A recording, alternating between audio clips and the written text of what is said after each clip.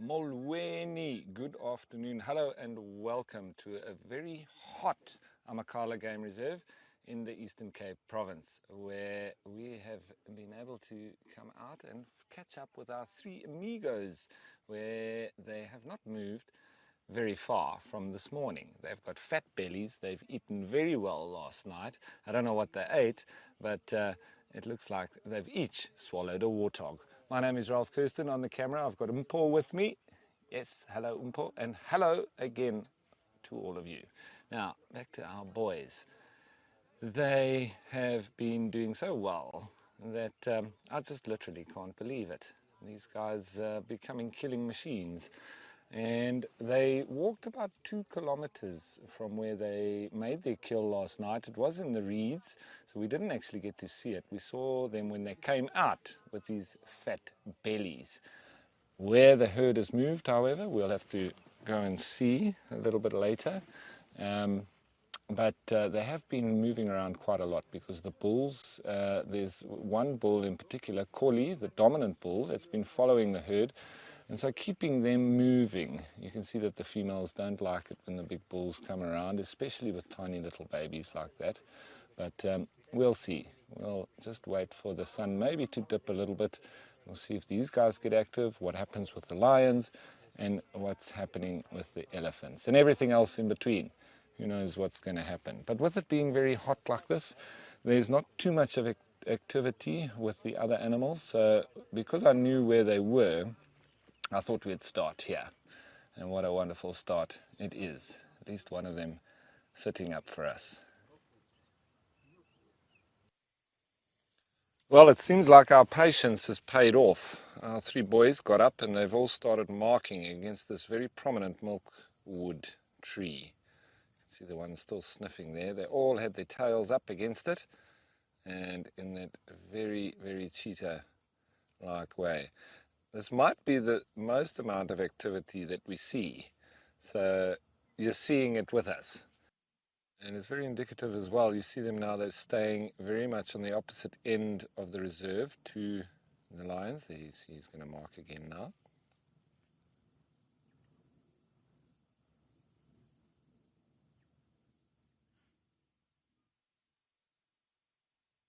A bit of a sniffing sneeze. Yeah, I'd also sneeze like that if I was sniffing my buddy's urine.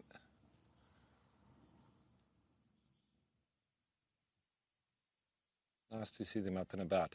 It's crazy though how quickly their bellies shrink. This morning they were huge, and they've already gone down quite a lot. So with the heat today, lots of panting, and with their high metabolism, they would have digested, I would say, probably at least a third of the meal that they've eaten last night. I reckon they'll probably hunt tomorrow or the next day again. Most likely the next day, as it looks like he wants to make sure and mark even more. Getting into position.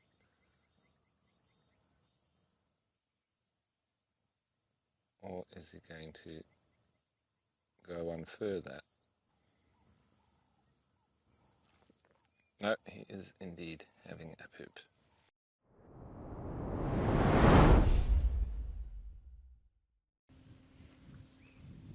This really is a bit of a sensory overload. It's amazing. Just listening to the sound of all of these buffaloes moving around, breathing quite deeply, pulling those little stands of grasses out. You can see if you look at this calf, he's just turned to the wrong side. If he faces towards us, have a look at his left horn looking at him. It looks like he's potentially tried to suckle from mom, and mom has dropped morning breakfast on the youngster's head. Shame. So that's a little bit unfortunate for the youngster. Oh, look in the background. There's a jackal. Eee, look at that. See, that blesbok has seen it. There we go. They're all turning around. Wow, that is so cool. See how the little baby blesbok is quite jumpy, seeing that jackal. Oh, the blesbok's chasing it. The blesbok is chasing it. Wow!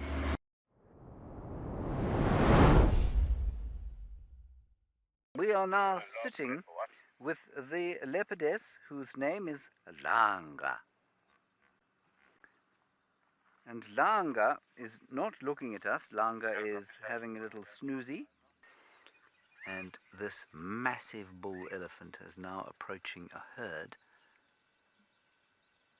I haven't seen a bull this big for some time. He's approaching a herd which is watching us. I don't think the leopard is visible to them. The leopard is watching them though. Isn't this wonderful? Oh. Right, let's see what Miss Langa does.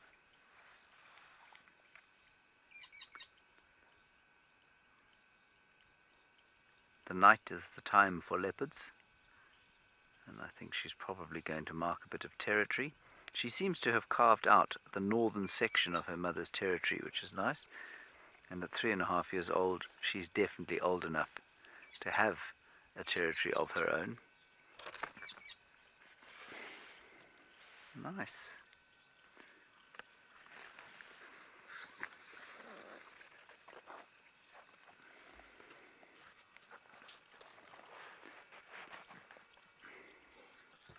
I think this is going to be the last view we have of her. She's probably going to have a little drink in this puddle, cross it, and then walk away. The BK will be most relieved to hear that I am not going to attempt to cross. She's just going to have a little drink.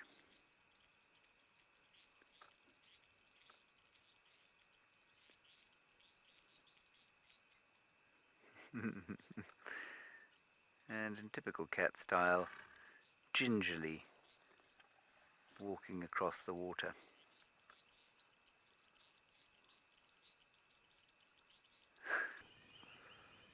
Managed to find ourselves between two hippopotamuses,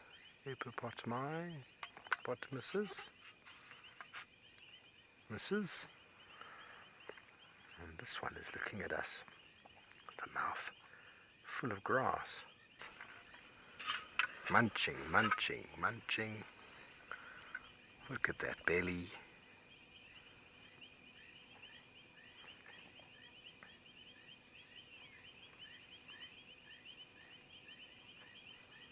Now there's lots of grass around at the moment, so they don't have to go that far to feed. But they can travel quite some distance.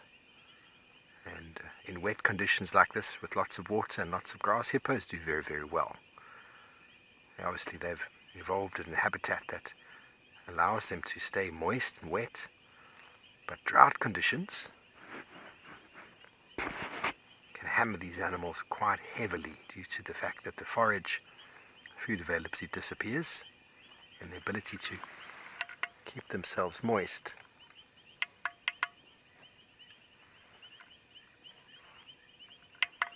is also difficult.